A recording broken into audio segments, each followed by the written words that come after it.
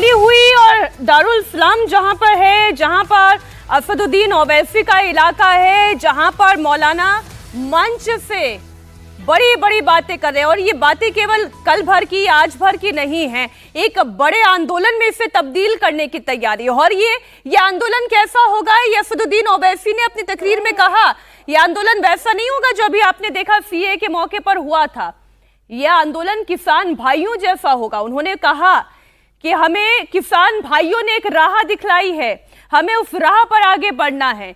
अब किसान आंदोलन आपको याद होगा कि कैसे सड़कें जाम हुआ करती थी, कैसे सरकार को घुटने पर लाने पर मजबूर कर दिया था। लेकिन क्या हश्र इस आंदोलन का वैसा ही होगा, ये एक बड़ा सवाल है। और बात बत्ती गुल करने की हो रही है, बात क्या कही जा रही है, इसका बिहार में कैसा इंपैक्ट हो रहा है, क्योंकि झंडा इस्लाम का होगा, बात वक्फ बोर्ड की होगी, खड़े होने वाला मुसलमान होगा। लेकिन फायदा किसे हो रहा होगा? क्या आरजेडी को नहीं हो रहा होगा? क्या पश्चिम बंगाल में टीएमसी को नहीं हो रहा है? बहुत सारे सवाल हैं, इस पर करेंगे हम चर्चा। लेकिन पहले आप सुने क्या कहा गया मंच से। एक बाबरी मस्जिद के मसले पर हमने सालाहा साल उसके खिलाफ एहतजाज किया, उसके खिलाफ लड़ते रहे। जब एक मस्जिद के लिए मुसलमान सालाहा साल लड़ता रहा तो यह कैसे मुमकिन है कि आज जब हिंदुस्तान की सारी मसाजिद के ऊपर मसला आ जाए तो यह मुसलमान कैसे खामोश बैठ सकता है? इन लोगों को अंदाजा नहीं है, मुसलमानों के जज्बात का अंदाजा नहीं है, मुसलमानों के सब्र का अंदाजा नहीं है। और अल्लाह की जात से उम्मीद है, ये इक्तदार की कुर्सी हमेशा रहने वाली कुर्सी नहीं है। तुमसे पहले बहुत जालिम आए और जमीन के नीचे दफन हो गए, खत्म हो गए, तुम भी खत्म हो गए। लेकिन तारीख तुम्हें एक जालिम की हैसियत से याद रखेगी, तारीख तुम्हें एक जाबिर की हैसियत से याद रखेगी, तारीख तुम्हें माइनॉरिटीज के खिलाफ चलने वाले एक हुक्मरान के तौर पर याद रखेगी। ये मरकजी हुकूमत ने जो वक्फ अमेंडमेंट एक्ट लाया है, मुसलमानों को ये किसी लिहाज से, किसी तरमीम से, 48 तरामीम से किसी से इत्तेफाक नहीं है। हम इस सारी बिल को, इस एक्ट को नामंजूर करते हैं। अब ये इत्तेहाद आपको इस बिल के खिलाफ में आवाज बुलंद करेगा। यहां पर अब कोई तबलीगी नहीं, कोई बुजुर्गान दीन का मानने वाला नहीं, कोई जमात इस्लामी का नहीं, कोई तबलीगी जमात का नहीं, कोई अहले हदीस का नहीं, बल्कि ला इलाहा इल्लल्लाह मोहम्मद रसूलुल्लाह की आवाज पर एक होके हम जमा है। और ये आवाज दारुल सलाम के मैदान से दिल्ली तक जाना चाहिए कि आवाज दो, आवाज दो, नारे तकबीर, नारे तकबीर।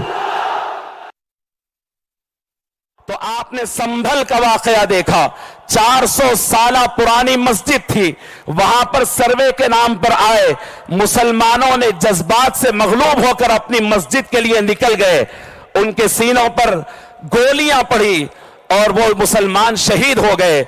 जो बचे हुए थे सैकड़ों की तादाद में जेल में गए, उनके खानदान कोर्ट कचहरी की दौड़ में लगा हुआ है। आप अंदाजा करें कि पूरे हिंदुस्तान के कई मसाजिद के साथ ये हालात पेश आएंगे तो हमारी आइंदा नस्लें कोर्ट कचहरियों को जाते आते अपना पैसा लगाते हुए ना तालीम पढ़ सकेगी, ना उनकी तिजारत हो सकेगी, ये नुकसान होता रहेगा। आइंदा 50 साल और आइंदा एक नहीं दो नस्लों के मुस्तकबिल के बारे में हम गुफ्तगू करने यहां ठहरे हैं। ये जो बातें हैं, अल्टीमेटम दिया जा रहा है, वक्फ से प्रॉब्लम नहीं विजय जी, लगता है मोदी से प्रॉब्लम है और वक्फ के नाम पर भड़काया जा रहा है। देखिए, आंदोलन में प्रदर्शनकारियों की जो एक तो जुबान होती है वो अक्सर तल्ख होती है, क्योंकि वो तल्ख ही नहीं रखेंगे तो जो भीड़ है ना वो उसको समझेगी कि कोई बात दमदार नहीं कर रहे। तो उनकी तलखी को वर्बेटम नहीं लेना चाहिए, और वर्बेटम केवल इतना लेना चाहिए कि सतर्क रहे कि कोई गड़बड़ ना हो जाए, प्रोवोकेशन ना हो जाए, वो सारी बात है। दूसरी बात है कि उनका अनाउंसमेंट कैसे होगा, टारगेट कैसे होता है, लड़ाई कैसे होती है। लड़ाई के लिए आपको फोकस रखना पड़ता है कि एक आदमी कहाँ पर है, टारगेट पॉइंट। यदि आपका अर्जुन को सुना ना आपने, अर्जुन ने कहा मछली की आंख को देखिए। अब वो वक्त की सारी जमीनों पर बात करेंगे तो लोगों को नहीं समझ में आएगी ना। मोदी की बात करेंगे तो समझ में आएगी।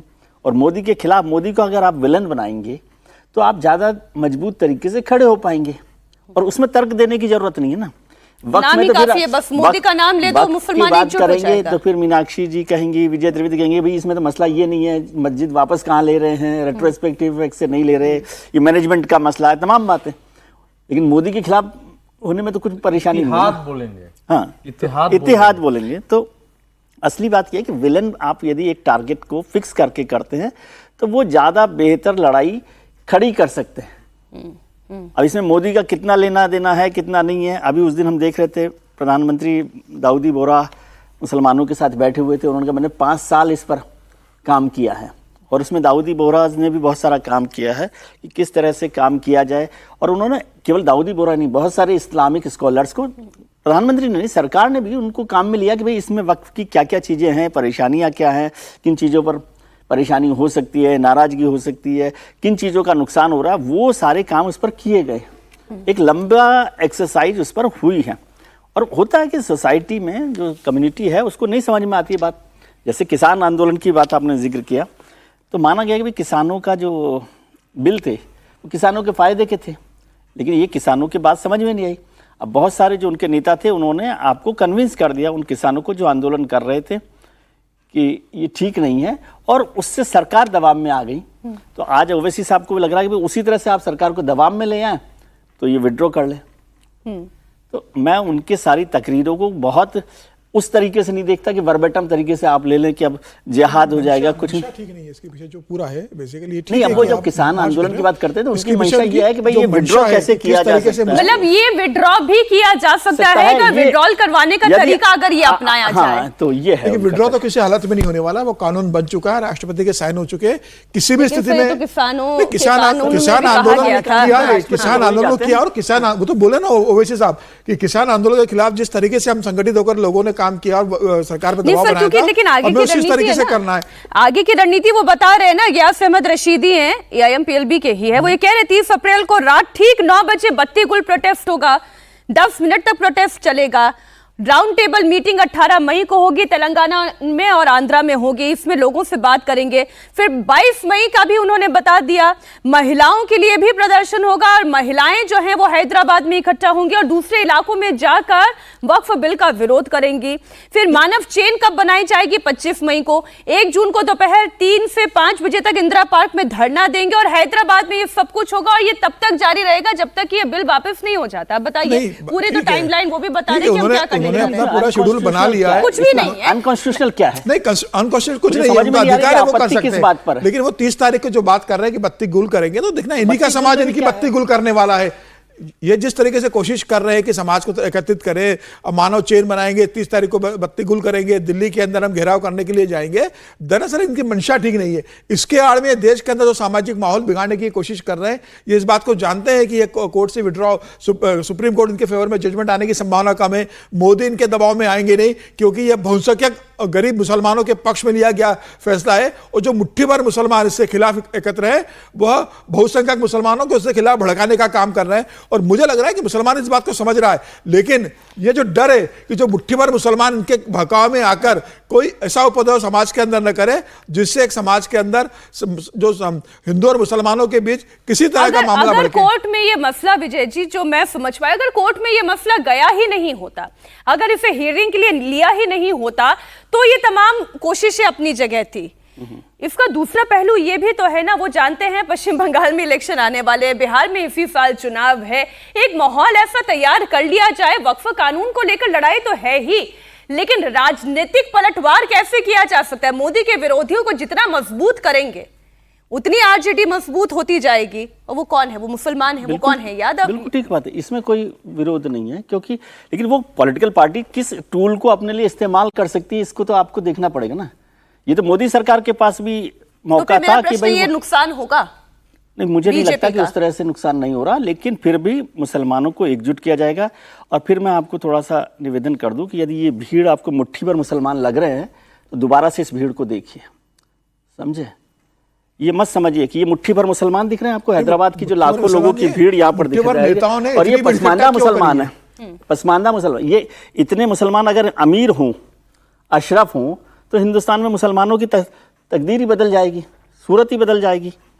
तो इसलिए इस बार और नेता ही इकट्ठा करते हैं। ये कहना कि नहीं नेता इकट्ठा करके लाए, तो भीड़ तो हमेशा कोई भी आंदोलन होगा तो नेता ही लेकर आते हैं। विजय जी, अगर भारत के मुसलमान हो, गरीब हो, संपन्न हो, ऐसे सांप्रदायिक बेईमान झूठे नेताओं के बहकावे में आएंगे तो उनकी संपन्नता आएगी।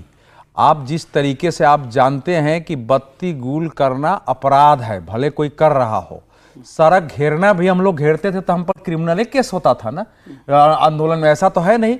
अब बत्ती सुनो, सरकार थोड़ी न करा रही, बत्ती गुल अपने मन से अपने घर में अपने मन से करे। सुनो ना, नहीं हम अपना बंद कर सकते हैं। हाँ, तो अपना बंद करने की अगर जबरन करवाएं, अगर बत्ती गूल अगर ये करते हैं कि भैया हम ट्रांसफार्मर से काटेंगे सबका बत्ती गूल हो जाए, अगर पूरे मोहल्ले का बत्ती हम गूल करने जाते हैं, अपराध हो सकता है। अगर मंदिरों की बत्ती गूल करने जाते हैं, अपार्टमेंट में आप रहते हैं, आप अपना छोड़ के पूरे अपार्टमेंट के बंद करने जाते हैं, तो ये तो पुलिस को बाकी को सतर्क होना पड़ेगा। ये बहुत खतरनाक आह्वान है कि बत्ती 10 मिनट गूल होने के बाद क्या क्या करेंगे।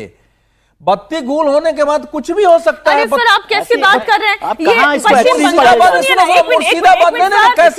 बंगाल में तो बत्ती खुली हुई थी ना। कहाँ? पश्चिम बंगाल में कौन सी बत्ती गुल थी?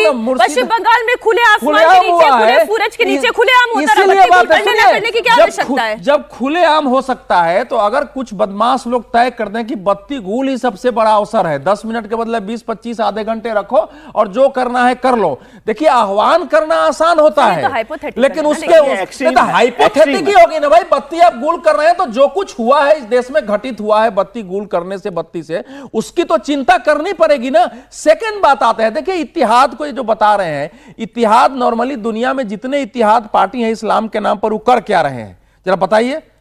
वो डेमोक्रेटिक रिपब्लिक के खिलाफ एक इस्लामी राज्य और इस्लामी विद्रोह की बात करते हैं, इसलिए संगठित हो। अगर कोई इत्तिहाद कर रहा है तो उसको हम सीधे नहीं लेते हैं। हम सीधे एजिटेशन किसी को करने का अधिकार है, सरकार को उखाड़ फेंको, एक गलत सरकार है वो भी बोलने का है, उसके लिए धरना प्रदर्शन करने का अधिकार है। लेकिन अगर आप बार बार इस्लामिक शब्दों का प्रयोग करते हैं कि इत्तिहाद है, जालिम कहना, आप सोचो इस्लाम में जालिम और शैतान का क्या अर्थ होता है? क्या विजय जी नहीं जानते हैं कि असदुद्दीन ओवैसी के लिए वो नाम मोदी है? तो इसी नहीं सबके लिए, वो जो बोल रहा है कि ये इस्लाम विरोधी, ये जालिम सरकार है, ये फलाने की सरकार है, ये सब जो भाषा होती है ना, उसका कौन क्या अर्थ लगाएगा, वो समस्या यहां जो हम इंगित कर रहे हैं कि इस देश में पहले भी टेररिज्म हो चुका है। बंगाल में हम देख रहे हैं जगह जगह, मतलब शोभा यात्राओं पर कहीं ना कहीं हमले हो ही जाते हैं। जो स्थिति बनी हुई है देख रहे हैं, राइट्स हम देख रहे हैं। तो ये जो अभी की सभा है ना, इसको नॉर्मल सभा हम नहीं कहते हैं। सेकंड बात, कि आप कह रहे थे कि मुसलमान इकट्ठा नहीं हुए, सड़क पर नहीं आए वक्त के खिलाफ, जब खड़े हो गए तो आप कह रहे हैं कि ये नॉर्मल नहीं नहीं, उसका उत्तर है हैदराबाद में। मैंने कहा कि हैदराबाद में वो कर सकते हैं, कल भी मैंने कहा है कि हैदराबाद में वो किशनगंज में भी करेंगे, 69% किशनगंज में कर सकते हैं। नहीं, कुछ जगह कर सकते हैं। मैं ये भी नहीं कहा कि मुसलमान इतनी संख्या में, इतनी तादाद में स्वतः स्फूर्त तरीके से मुसलमान वक्फ के विरोध में अगर नहीं उतर रहा है तो उसको मालूम है कि जमीन पर क्या हो रहा है वक्फ को लेके, ये सच है। लेकिन जब इस्लाम के नाम पर आप भड़का देंगे ना, फिर तो आप संख्या बढ़ा लेते हैं, फिर वो वक्फ नहीं रहता है, वो फिर इस्लाम का युद्ध हो जाता है। वहां ले जाया जा रहा है इसको। जो पॉलिटिक्स का विषय है, सुनो, पॉलिटिक्स का जो विषय है, अगर बिहार में आएगा तो बिहार में वैसे भी जो मुसलमानों का वोट है वन साइडेड जा रहा है। अब CSDS का पिछले अगर 2020 का सर्वे मैं तो बात केवल मुसलमानों की कर ही नहीं रही हूँ सर, मैं उस अम्ब्रेला की बात कर रही हूँ जिसमें दलितों को शामिल किया जा रहा है। वही ना बता, सुनिए, दलित को शामिल करने का आजादी के पहले भी यही कोशिश थी। बंगाल जो हमारा बटा है उसमें केवल मुस्लिम लीग को मुसलमानों ने वोट नहीं दिया था, दलितों और अनुसूचित जातियों ने वोट दिया था। वो लोग पाकिस्तान गए थे, योगेंद्र नाथ डॉक्टर अंबेडकर ने इसके खिलाफ लगातार बोला कि तुम्हारी जो समस्या है हिंदुओं के बीच रहकर लड़ो, इस्लाम किसी के लिए नहीं है, तुम या तो उसमें मुसलमान हो या काफिर हो, उन्होंने लिखा है, बार बार चेतावनी दी है। और आज जो सीएए बिल आया, ये अंबेडकर के विचारों का बिल था। अंबेडकर जी ने 15 अगस्त 1947 के बाद जब दलितों पर वहां अत्याचार होने लगे, उनका इस्लामीकरण होने, तो उन्होंने नेहरू जी को पत्र लिखा और गांधी जी को कि इन सबको बुलाया जाए भारत में और इनको हम नागरिकता दें और फिर से इनको अपनी जाति में वापस लाएं। एक रिएक्शन। हाँ देखिए, जो इनकी कोशिश है कि मुसलमान, यादव और दलित इकट्ठे हो जाए, वो तो 2024 का जो लोकसभा चुनाव परिणाम उत्तर प्रदेश का आया था, उसमें ये जो पीडीए था अखिलेश का, वो हुआ है ना, तो वो उसी को मतलब पुनरावृत्ति करने की पूरे देश में कोशिश की जा रही है कि उत्तर प्रदेश में अखिलेश यादव को जिस तरह से मुसलमान यादवों ने और पीडीए ने वोट किया और अखिलेश यादव उसके दम पर 37 सीटें जीतकर लोकसभा में चले गए, तो यह कोशिश है। और जिस तरीके से भी आगरा के जो राज्यसभा सांसद है रामजीलाल सुमन को लेकर और जो करणी सेना के बीच में जो विवाद हुआ था, उस विवाद को जिस तरीके से दलित बनाम राजपूत में बदलने की कोशिश अखिलेश यादव ने शुरुआत कर दी है, तो यह संदेश देने की यही कोशिश है कि भाई एक राजपूत वर्ग दलित के साथ अन्याय कर सकता है, मारपीट कर सकता है, तो अखिलेश यादव से राजनीतिक रंग देके किसी भी तरीके से दलित वोट बैंक जो लोकसभा चुनाव में उनके साथ आ गया था, 2027 के विधानसभा चुनाव में अपने साथ रखना चाहते हैं। और पूरे देश के अंदर एक पूरी कोशिश शुरू हो गई है। मुझे लग रहा है कि दलितों को भी देखना पड़ेगा कि किस तरीके से उनका राजनीतिक स्वार्थ के लिए इस्तेमाल करने की कोशिश की जा रही है। उन्हें सोच समझकर किसी का साथ देना है, देखना पड़ेगा। लेकिन ओवैसी जो कह रहे हैं कि भाई बत्ती हम गुल करेंगे, ओवैसी साहब ये तो एक बार कह देते हैं कि मामला सुप्रीम कोर्ट की सुनवाई में, वो खुद एक वकील है, वो खुद कानून के जानकार अपने आप को कहते हैं, वो कहते हैं कि जब तक सुप्रीम कोर्ट का फाइनल वर्डिक्ट नहीं आएगा हम कोई आंदोलन नहीं करेंगे, उसके बाद हम इसकी रूपरेखा तय करेंगे।